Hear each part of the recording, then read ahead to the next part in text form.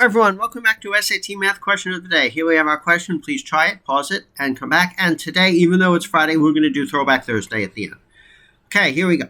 Water is poured into a rectangular container 10 centimeters long. Okay, it's a box, basically, three-dimensional box. 12 centimeters wide, 9 centimeters high, and until it is 1/20th full.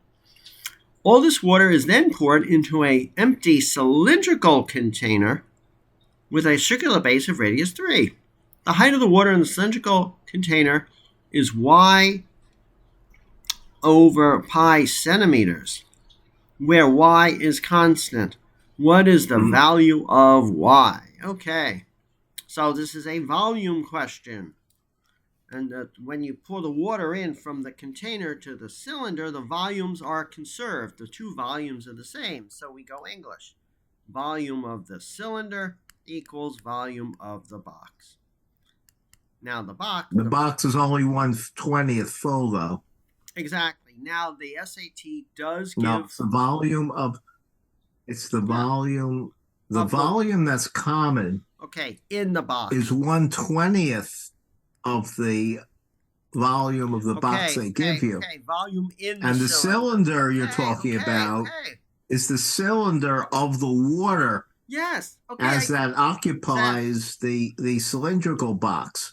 So that is the height of the vessel it's poured into is higher, presumably, than the height that it reaches. Okay, so I fixed it. Volume in the cylinder equals volume in the box. Okay? Got it? Now we are precise. So now, volume in the box. The volume of a box is length times width times height. So the volume of the box is 12. Make sure these units are the same.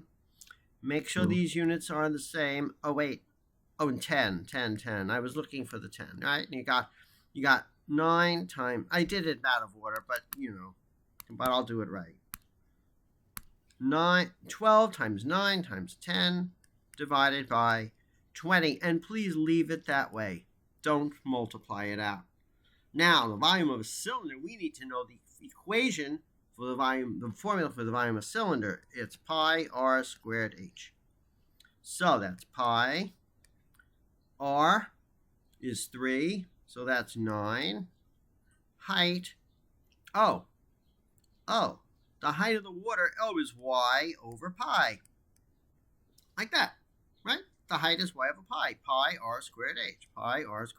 9, right? So now we just solve for y, and that's it. That's the answer. Now we just solve for y, and we get the answer. So as far as, I'm personally concerned, we're done. We just have to clean up the algebra. So, you're looking for patterns, right? This is the SAT. You're looking for patterns. We could throw the 9s out. We could throw the pi's cancel. Wow, look at that. So y is equal to 12 over 10 divided by 20. This 10 and 20, they say cross cancel, but they simplify to 12 over 2. So you get the answer is 6. Is there a unit here? No, there's not a unit. You do not have to say 6 centimeters. They already have the centimeters here. So it's a fairly straightforward problem. You just have to set the two volumes to be equal and solve for the parameter y. I don't know of any other way to do this problem other than someone who just has so much intuition with these things that they could just see the answer in a second. But, right, so Seth's really making sure that you don't do 10 times 12 times 9 and not multiply by a 20th. Yeah. So, it's very straightforward. Now, with these formulas, let's say you don't remember this formula. That's where the SAT comes in. They give you a reference sheet, and we will look at the reference sheet to ensure that the volume of a cylinder and the volume of a box are on the reference sheet after Seth writes. Yeah, so Seth's drawing a picture, which frankly, we go over the different approaches to doing the SAT math question. And it's not practical to draw a picture in this problem. But in terms of showing understanding and how to do it, then, from a pedagogical point of view, teaching point of view, going over stuff point of view, it's nice to have the picture. But you absolutely are not going to be spending time writing a picture here. Some geometry problems you do require a picture. But in this case, you don't. Yeah. Seth did the 3 squared.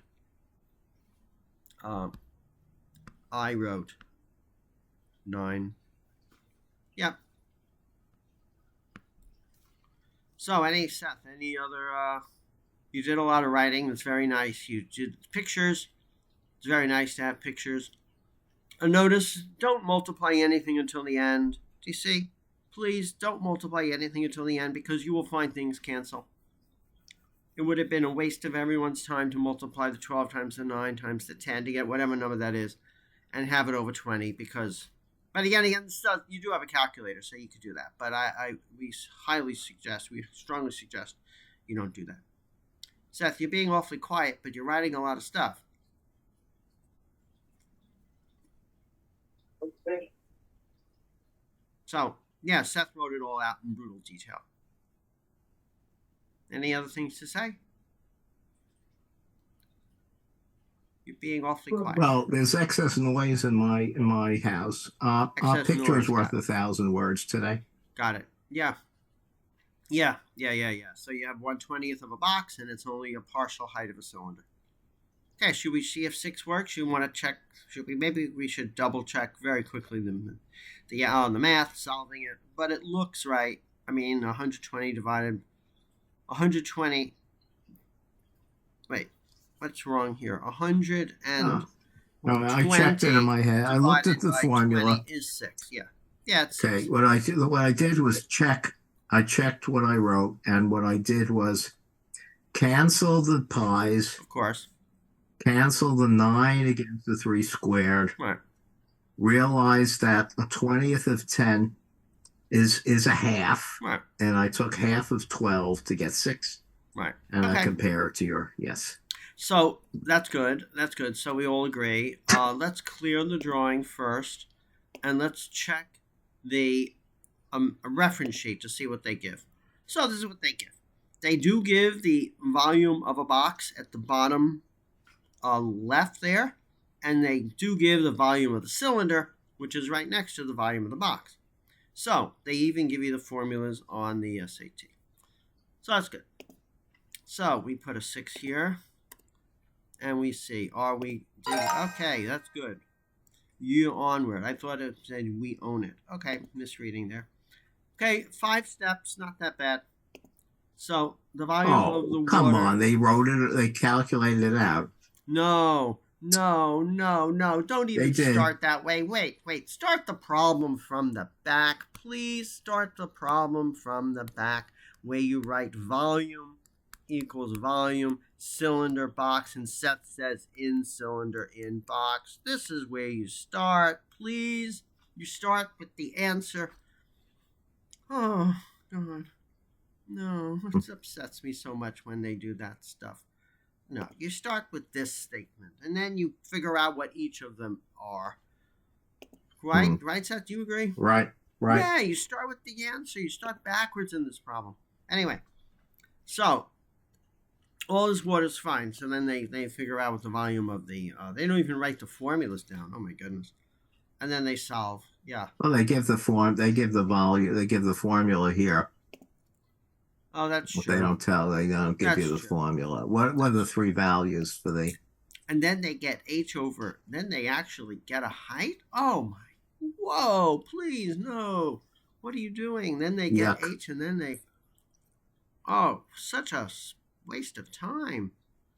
Plus, this is the way you do problems is you set the 2 equal, and then you plug the stuff in and see what happens. Okay, anyway.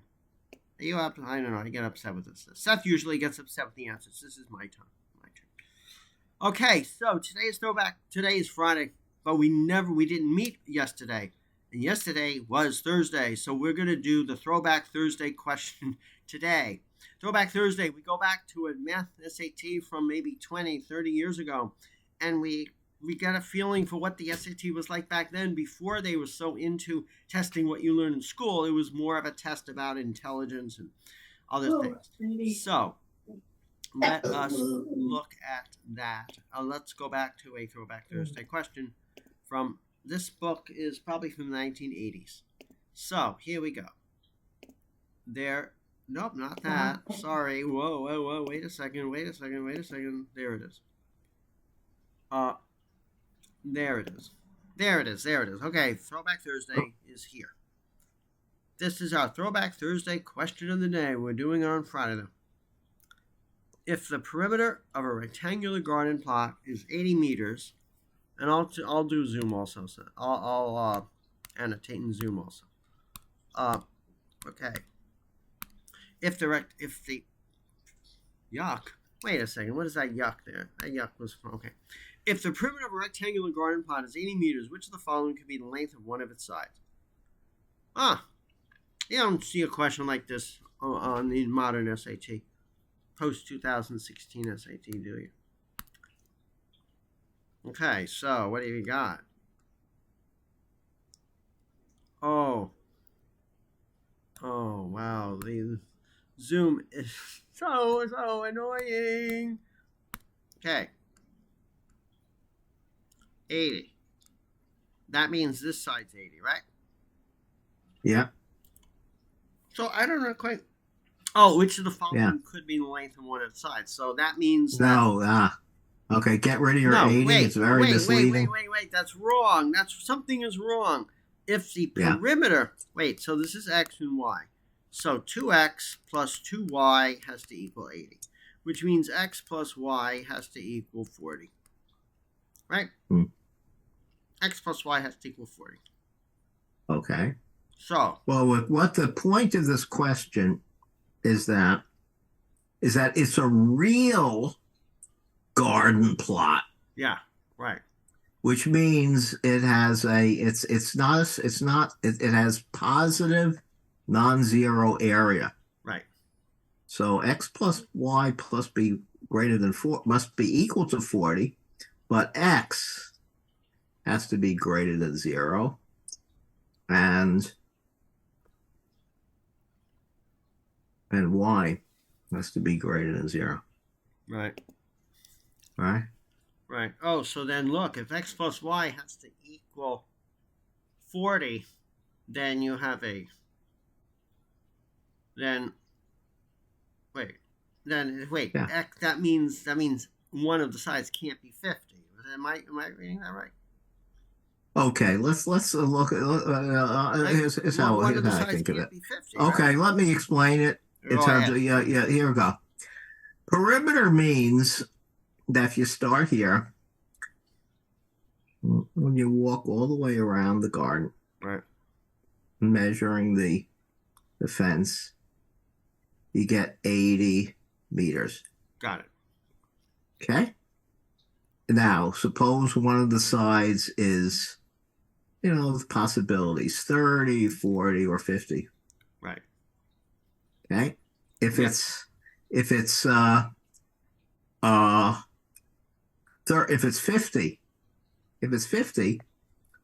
go along here. Uh-oh. I used up my 50. Yep. No, sorry. If one of the lengths, if one of the lengths is 50, I go up here. Sorry. I measure a 50.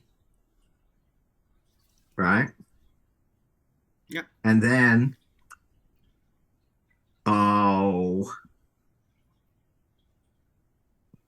go here. Measure a 50. And then let's say I just skip to down here. You jump. I jump to here, right? So I tried it. So I used up 50. Therefore, I have 30 left. Go along here. Uh-oh. Yep. I've used up 80 meters. Yeah, but you haven't gone around a lot. I haven't gone around a lot. So we reject 50. I reject 50. Can't be 50. If 40, same thing. If I go 40, I use up half of the 80. Right. and I jump here and use up the other half of the 80, and I have no more perimeter left for the sides. Yeah. So it's a trivial garden plot. Right. That's is no height at all. It's a That's so line. It's literally a it line. can't be 40. Right. Now for 30, it works out. Sure. Because what, 2 30s make 60. Yeah. And then 2 10s make the remaining 20 to make up 80. Right. That's how the answer is. Yeah. Yeah. That's one only. Right. So Seth took the approach of drawing a picture, which is good. I also like to draw pictures. Yeah. I drew the picture. I drew the picture in my mind. Okay. I figured it out. Right.